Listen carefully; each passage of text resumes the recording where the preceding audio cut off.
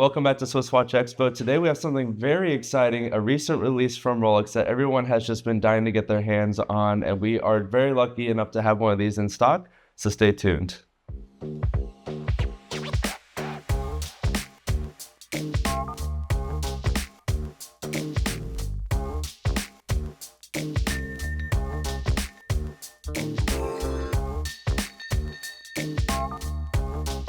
Welcome back to Swiss Watch Expo. Today we have probably Rolex is one of their most iconic timepieces in their line. Today we have the Rolex Daytona, but today you can see that we are comparing two of the Panda models that they have available. So we're comparing the more recent 126500LN versus the 116500LN.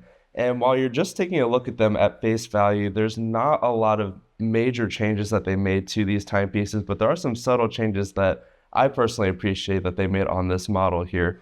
All right, so if we're taking a look at these both side by side, they look very similar to each other. And of course, when Rolex does make any sort of updates to their models, they always want to make these little minor changes, but they do make these changes for a very good reason.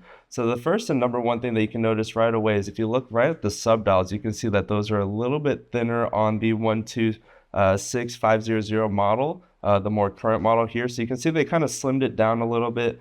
Now, some people did prefer, and I actually prefer the little bit of the thicker subdials because I felt like there was a little bit more contrast, especially when we talk about a Panda dial.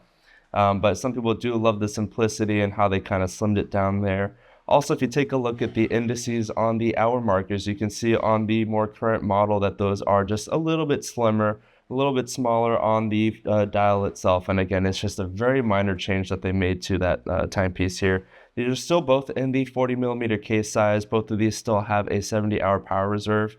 But there is a slight difference. They did update the caliber to a 4131 movement on the more current model versus the 4130 movement on the previous generation. And even though they hold the same power reserve, they did add Rolex's new patented chrono energy escapement. So they actually use fewer materials in this watch, but it's a little bit more energy efficient, and it's going to hold a little bit better time and shock absorption with this timepiece here. Again, just a very minor change that they made internally.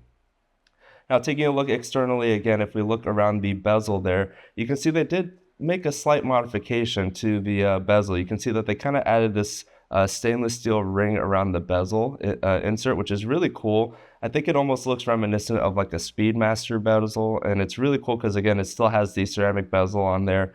But I do think it adds just a little bit more character, a little bit more definition to the timepiece itself. Of course, you still have your traditional tachymeter bezel that you see on a traditional Rolex Daytona. So I love that they still kept that there and didn't make any changes to the actual look of the numbers and on the bezel itself.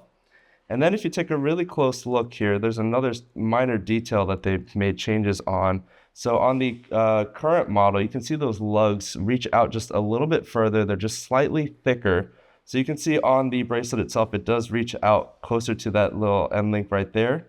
Whereas on the previous generation, it kind of stops right at that, that case lug right here. So you can see it's a little bit longer, but it's going to curve around the wrist a little bit better. So when you are wearing these on the wrist, even though they're both featuring the 40mm case size, the current generation does wear just slightly larger when you're wearing it on the wrist. But again, it's such a minor change. It's almost like if you're looking at the Submariner update from the 40 to 41, you really don't notice that real big difference unless you have them side by side.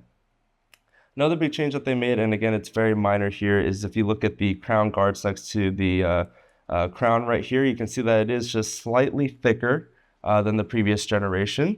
So with those right there, it's just going to give you a little bit more of that heftier feel. So I think for someone that has a little bit of a larger wrist and has really wanted the Daytona but felt like it was just a little bit too slim, I think the newer generation that they did come out with is just slightly wider, so it's going to help you fill the wrist a little bit more. So if you have been looking for that kind of larger Daytona look, that slight incremental change that Rolex made, I think, is very welcomed on these models here. Now, everything else, when you're talking about just the bracelet and the overall way that the watch functions, they're all the same. You still have your sapphire crystal on the top, ceramic bezel insert with the stainless steel bracelet with the high polish finish in the center links and brush finish on these side links. So those are some of the components that they kind of kept together. For me personally, when I'm looking at these two both side by side, I do appreciate the look of the changes that they made on the 126500 models. I think it's something that's really cool and unique, and I know that we're not going to have these available for very long on our inventory. So if we do get another one of these in, you might want to go ahead and scoop these up right away because these are selling really quick.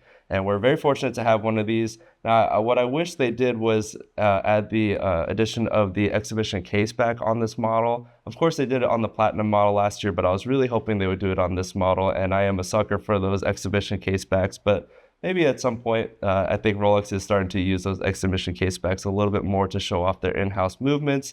So I am really excited to see what Rolex does next. But for now, this Panda Daytona is one of my favorites. So leave a comment down below. Which one of these references is your favorite out of the two that we have available? And check these out at SwissWatchExpo.com.